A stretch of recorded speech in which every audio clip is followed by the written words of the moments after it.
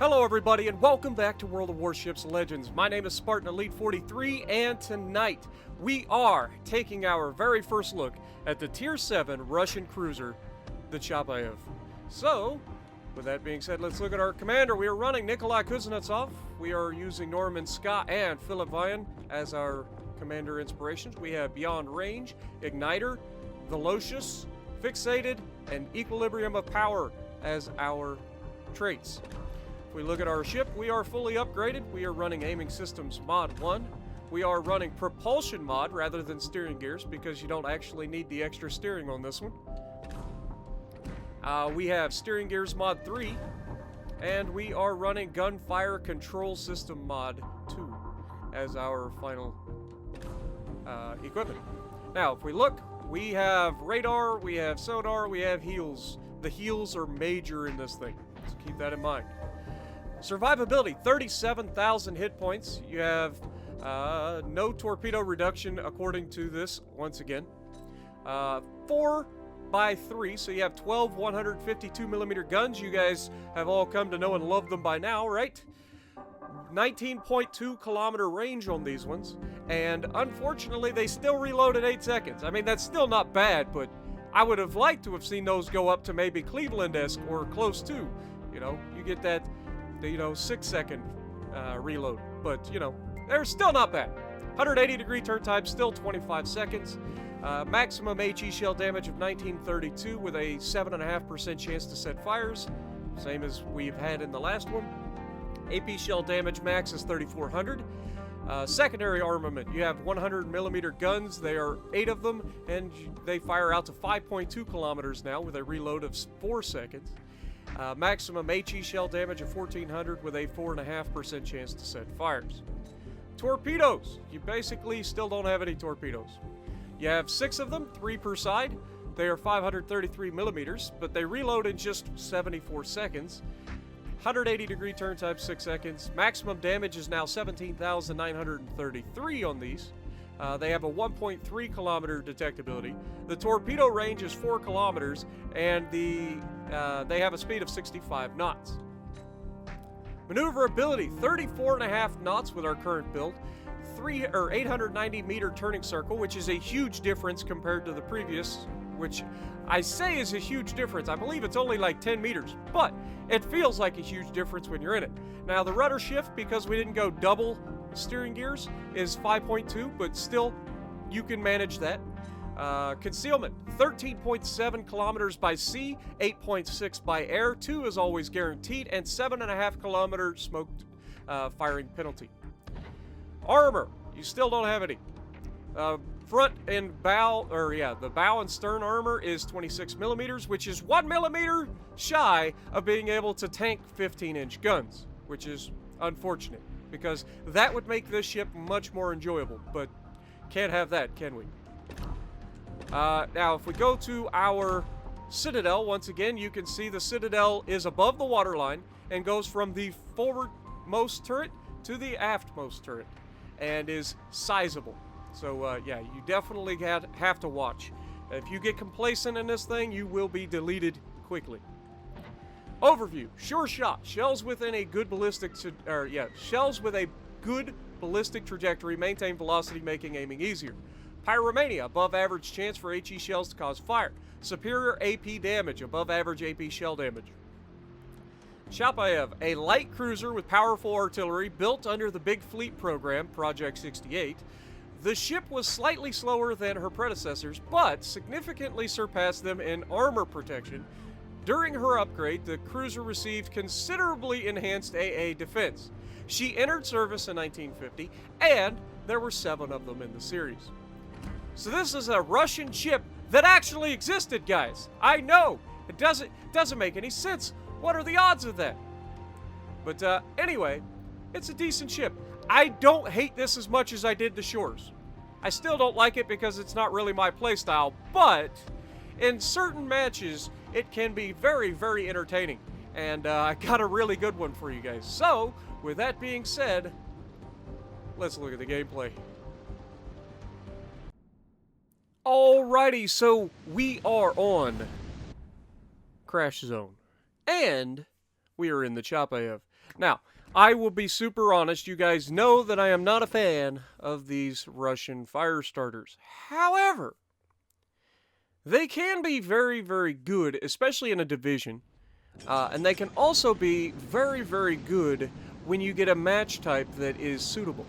And by match type that is suitable, I mean if you just happen to get a match, mostly of cruisers, and with very few big, heavy-hitting battleships ready to just wreck you the moment you make a mistake. So, like this one, for instance, where the biggest battleships that we have to worry about is a Bismarck and a Sinop.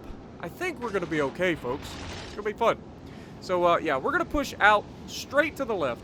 I know it's a domination. I know I should go for that cap. However, I can't go straight into that cap because I don't know what's out there. Until I know what's on this side, I have to play a little bit cautious. Once again, this ship is very good until a big battleship catches it with one single round and Citadels it into oblivion. Because that's what happens every time I play these freaking ships. Every other cruiser that I play, I can generally make it work. You get hit occasionally here and there. These Russian cruisers get deleted more than any freaking thing I've ever played in my life. And that includes the floating Citadel of Sadness. Okay? So, keep that in mind if you're going up this line. Especially for the Shores. The Shores is horrendous. I hate that ship. I don't ever want to play that ship again, and I will not play that ship ever again. So screw the Shores. First of all, it's spelled all kinds of weird. Who puts two H's in a word? Seriously. Is there any other word in the world that has two H's in it? I'm trying to think of one. I can't think of one. There's a reason. Because it doesn't make any sense. Anyway, I digress. We've already been detected, which means we know there's a destroyer out here because we can't see them. Now, it could be a cruiser that's detecting us as well. Because clearly, we have a terrible concealment rating for a cruiser. So they could easily outspot us. So I don't want to pop my radar yet. Remember, the radar on this isn't particularly good. It is 15 seconds long. So you only get a couple shots. You're not likely to kill a destroyer in the time that you have a radar up. Unless you get some shots before you pop the radar. Now, given the next gap, I know that I'm going to be engaged very, very soon. Okay? So, immediately before coming around this corner, I throw up my sonar. Why? Because I'm expecting torpedoes from whatever threat that was out there that was not firing its guns at me. And now that we're around the corner, I'm going to pop up my radar. Sure enough, we catch a Udachi. And watch this first salvo just absolutely rip this Udachi a new one. 2,500 damage, set him on fire. We've got him on the run. He's trying to get away. He's already put out the fire, thinking he's going to get away. And we're going to keep punching him in the mouth. Now, 2 more seconds, we're going to get 1 more shot, so you get 3 volleys for 1 radar. And we get another big hit and as fire. That one's going to burn for a minute. Now, Charles Martel out here thinks that he's smart. Okay, he's coming right at me, and he's going to over-angle. I've already loaded the AP, anticipating him making this exact move. Front guns don't really do a whole lot. And that's when he goes full broadside, and I get my full broadside out. And that was a paddling. That was a first blood, and somehow we didn't get a depth strike out of that. Explain that to me. I just took all of that man's health. And I didn't get a depth strike. 5 Citadels. And we managed to dodge his torpedo. These things are very, very shifty when you need them to be. I have dodged a lot of torpedoes at very close ranges just by kind of maneuvering the ship at the last possible second. It does remind me of the Pensacola. I'm very nasty to freaking try to torpedo in a Pensacola. You can squeeze that ship into some very tight groups because it's just so reliable. Now, obviously, we have this guy right here, and I am no longer running my sonar. So the fact that this guy is getting spotted means that there was a good chance that friendly Belfast used his radar. And now we're down to the range that we can absolutely nuke this guy. He's got to come out, and sure enough, hello Sunshine, how you doing? We get the full broadside, and of course we leave him with just enough to crap out more torpedoes. In true Spartan fashion, you know what I'm saying? But it's okay, because he completely screws the pooch on these. Didn't even have to dodge them. Like, he doesn't understand basic naval concept, or basic gunnery concepts, that you have to put things that you're trying to hit somebody with ahead of where they're going. Now, here's the weakness of these ships. Look at these shots. One shell, or actually we got hit with 2 shells. Immediately, a third of our health gone. Get hit with another 2 shells, and there goes a quarter of our health. Well, totally a third of our health is gone now. It was a quarter of a health to begin with. But it's got a good heal.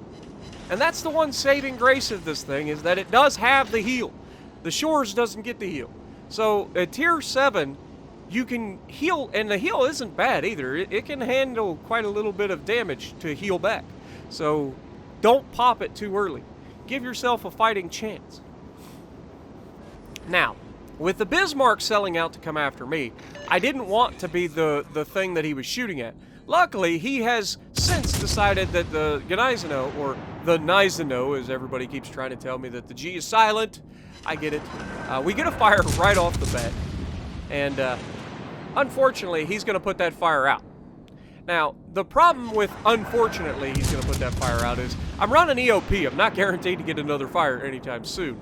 So it is unfortunate. But look at the damage that I'm getting per salvo. I'm getting 2 to 3K damage per salvo with my high explosive rounds without setting a fire. That is why I like to use EOP. Yes, you miss the fires, but I honestly don't generally have that much trouble setting fires. I usually get a fire about every 100 shells or so. Or every 50 to 70 shells, I should say. As far as hits, anyway. We've already got 3 fires in this match, and we're trying to set a fire. Obviously, the Bismarck's guns are going nuts over there trying to shoot the Gneisenau.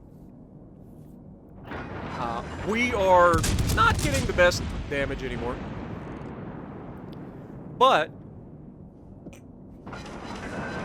I know it's more damage than I'd be getting if I used AP at this point.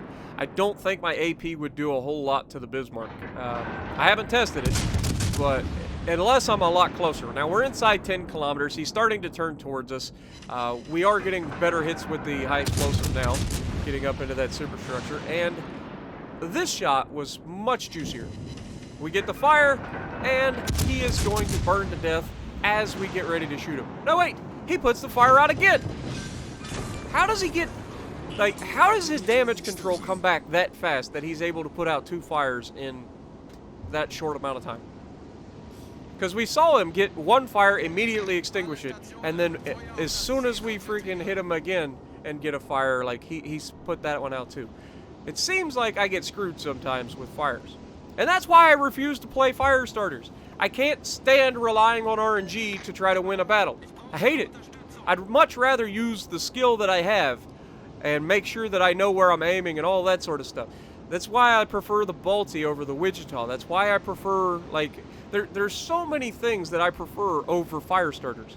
And it's not because fire starters aren't viable. It's just that they don't carry very well. And you guys see my teams, I don't get a whole lot of help usually. My teams are usually quite terrible, and you're going to see that in this match. Now, there are 4 enemies left. 3 of them are cruisers, right? This is easy mode. How is it that my team manages to throw this so hard? But we're going to start the golden showers on the Sinop over here, sprinkling them in all over the place, and he manages to kill our Algerie. Big surprise, right? Light cruiser goes, oh, I guess it could be a heavy cruiser. I think it's a heavy cruiser. But cruiser goes bow on to a Russian battleship, gets overmatched and obliterated. Who'd have thought? Now, obviously he's starting to reverse. He realizes he's overextended. He's got no help from his cruisers. We have the Zara here. The Zara is charging our destroyer. Our destroyer has managed to beach himself in a cap with a cruiser bearing down on him. And he manages to miss all of his torpedoes, which is even better. Now, I'm trying to hit the Zara. I'm trying to help him out, but then again, I'm like, dude, I gotta get rid of this battleship. I can handle cruisers. I cannot deal with a Sinop if it comes down to it. So you can see I'm flipping back and forth, trying to get some hits on everybody, just trying to help them out. Our Kagero goes down to the Surrey, which allows me to know what the other cruiser is. It's the Surrey, and it's right there. It just got spotted. So we've got a Zara, we've got a Surrey, we've got a Sinop, and we got an Algerie left in this match. It's going to take a heck of a game for me to win this match because my team is going to throw hard. Now, there we get pretty lucky. Those shots just went everywhere from that Synop. So we're going to try to get closer, see if we can't finish the Synop quickly. We did get a double fire on him, which was huge. That was absolutely massive in helping remove this Synop, because as you can see, he's still burning. So that double fire is just going to keep cooking him. And we're aiming a little too high, so we got to try to get these shells down. And we do manage to take him out with the fire. We're at 86,000 damage. Now, Surrey's coming straight out. Our battleship is not long for this world, and the Zara is still spotted over there in the base. So we're going to try to hit him. I have no idea why this Belfast refused to go after that Zara in the cap. Like, he put himself behind an island, and that's what I'm saying. What the Belfast in particular, while he does have some good shots, like in this match, he kind of played the end of this really poorly. So I apologize if you're the Belfast, but I'm just saying, like, you should have engaged that Zara directly, kept him from clipping that cap. We're not going to talk about the battleship that's all the way out in the ocean. Like, we're just not going to talk about him. Okay? But Surrey here is going to go broadside to us, or somewhat broadside. So we've got the AP loaded. The Zara has smoked up over there, so I can't really do a whole lot with him. And you can see I'm not triggering my heal yet. I'm waiting. Now, with the Surrey starting to slow down and potentially reverse, I start aiming towards midship because I know he's going to be sitting there. And now we're aiming towards the rear because he's reversing. That gives us our Kraken unleashed. 100,000 damage done. Kraken, we've got the Zara is now lit up again in the center of the map. I'm bow tanking the Algerie, which means I'm not afraid of him whatsoever at the moment. And so we're going to try to get rid of this Zara. We've got the AP still loaded because he's given us a fantastic shot. And I was really hoping these shells would actually punch this Zara, but you can see we're overshooting him for the most part. We're getting a couple hits here and there, and I was really, really hoping that we could finish this man off. But it just wasn't in the cards. We kept missing, and then when we did hit, we did no damage. So I should have switched to the HE and just done that. But we finally get a couple hits there, over 1,000 damage, and the Bismarck of all things finally gets something done and hits the Zara and finishes him off. That leaves just the Algerie left. And this Algerie isn't as dumb as he looks, but at the same time, he's going to make some critical errors. First of all, he launches his torpedoes at me from way too far out. You can see I'm already running the sonar. I'm anticipating the torpedoes. Why would he go broadside like that, guys? There's no reason for a cruiser versus cruiser to ever go broadside other than to launch his torpedoes. Now, he's over-angling to get the other side of his torpedoes off. You can see he launched them in a wide spread, which was you never want to do, but he did. And so you can see I'm starting to measure him up now that I know he has no chance of hitting me with the torpedoes. We're 2 kilometers away, and that's when I launched the torpedoes. He's going to be over-rotating, so he's going to take a torpedo here before he can swing it back. And we catch him with one, and then as we come alongside, we get those Citadel beautiful opportunities to finish him off, giving us our 6th kill. We got our, let's see, we've got the Confederate Kraken First Blood and High Caliber, 125,000 damage, 3,100 base XP, top of the leaderboard. So if you like what I'm doing, punch the like button, leave a comment below, subscribe to the channel if you haven't already, and as always, I will see you in the next video.